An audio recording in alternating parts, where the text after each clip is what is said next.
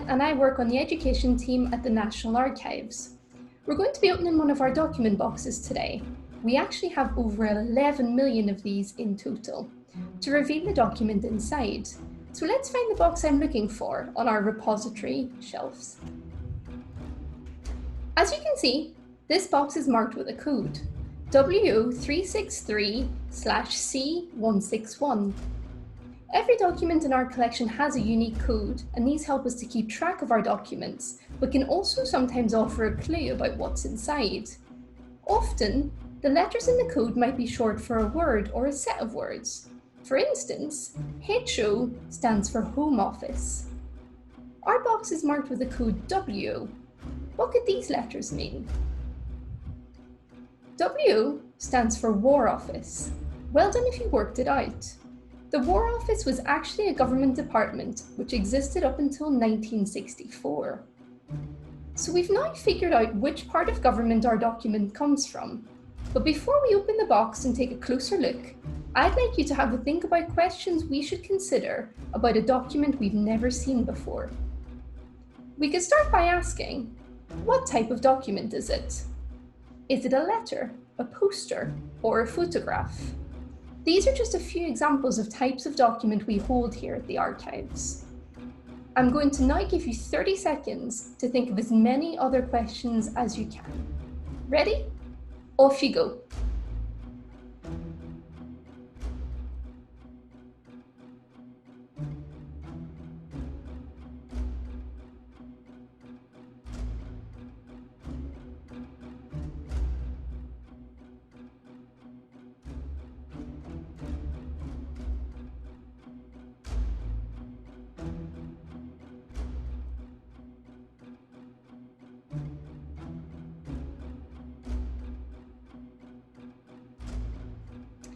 Well done. Let's see if we came up with similar questions. So first up, what is the document about? So what's its content? We could also ask a few more. When was it made? Who made it? Who was it for? So what was its audience? Why was it made? And lastly, specific to us here, why do we keep it at the National Archives? So why did the government decide to keep this document safe? So we now have our questions, and it's time to find out what's in the box. I'm going to give you 20 seconds to scan the document. That's not very long, and there are quite a lot of small details, so don't worry about spotting everything. As this is just a first glance, I want you to focus on two questions. What's the layout of this document, and how do you think it was made? I'm about to lift the lid on our document. 3, 2, 1. Off you go.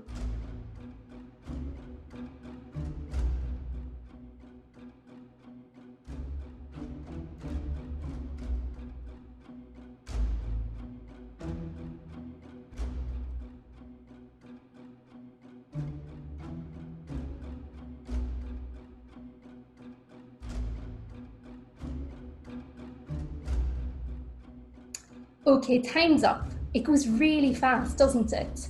Let's see what you noticed. So this document is a single page, and you might have noticed that most of it is printed, but that some parts are handwritten. The writing's quite small and tricky to read. It also looks like it's divided into different sections. In the middle section, I spotted some numbers on the left-hand side. Perhaps you also noticed some damage on this document. It's torn around the corners and there's a small hole in the middle. It looks quite fragile. There might have been other things you spotted that I didn't see, so keep those in mind. Now, as we said, the writing was small in this document and difficult to read, so we're now going to zoom in and take a closer look at the top of it.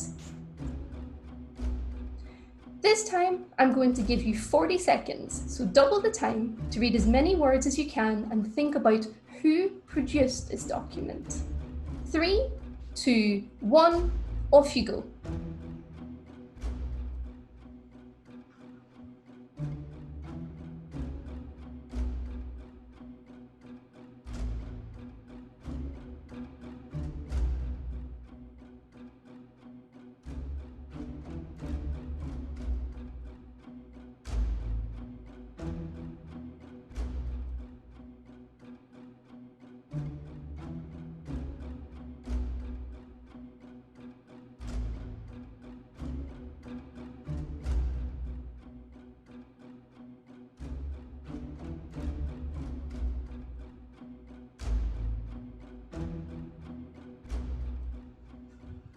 Let's go through this together.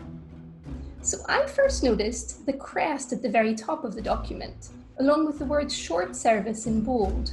This document looks official. I also spotted a name written by hand, Donald Campbell, and a number, 8493.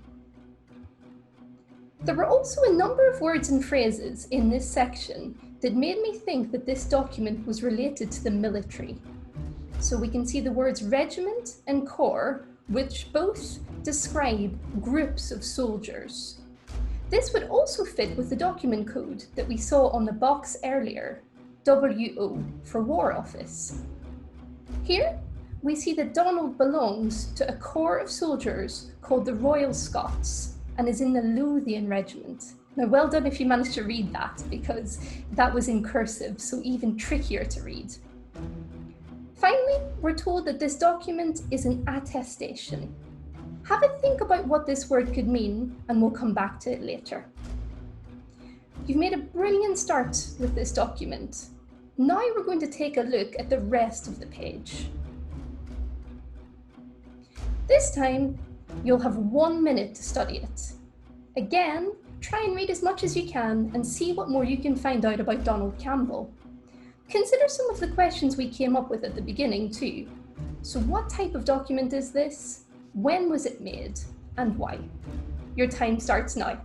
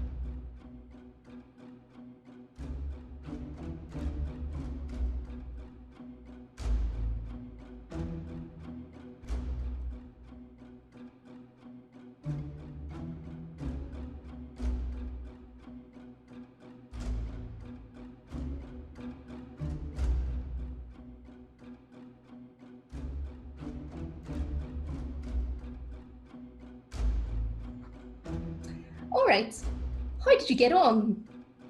So I first noticed the numbers and that they referred to questions, but also to answers on the right-hand side. And it reminded me of some kind of form or questionnaire. And just above, we see that these questions are being put to the recruit before enlistment. This suggests that Donald was looking to join the army at this point. It records personal information about Donald too. We see that he's from Inverness in Scotland and is aged 18 years and 4 months. Did you spot his trade? He's listed as a cellarman, so it's likely that he would have worked in a pub or a brewery before joining the army. Donald is asked questions about his past experiences too, and he confirms he's never been to prison or been rejected by the army before. Another detail that really stood out for me was Donald's own signature, as it looks quite different from the rest of the handwriting on our document. An army official would have recorded Donald's answers on this form before asking him to sign it himself. Did you work out when the document was made? Well done if you did, as it's dated right at the bottom. And here we see that it was signed on the 16th of August, 1903. Do you remember the word attestation we came across earlier at the top of the document? Perhaps you have some ideas about what it means after looking at it. Attestation was simply the process whereby Donald would have been assessed to ensure he was fit to serve before formally joining the army. An important part of this involved Donald swearing an oath of allegiance to the Crown, which is also shown on this form. Donald is just 18 when he first joins the Royal Scots in 1903, but we can use his unique service number, 8493, to find out what happened to him next. Although this document tells us that he was signing up for short service, so 3 years and then 9 years in the reserves, Our records show he went on to fight in the First World War, which broke out 11 years later, in 1914. He is also remembered at the Meningate War Memorial at Ypres in Belgium. The document we looked at today is one of our burned documents. Lots of records like this one were badly damaged by fire when a bomb struck the archive building they were kept in during the Second World War. Fortunately, other documents have survived, which can tell us more about Donald's experiences as a soldier. In this lesson, you'll have the opportunity to look at some of these and think about what we can learn from these records. Well done for looking so closely at this document, and enjoy the lesson.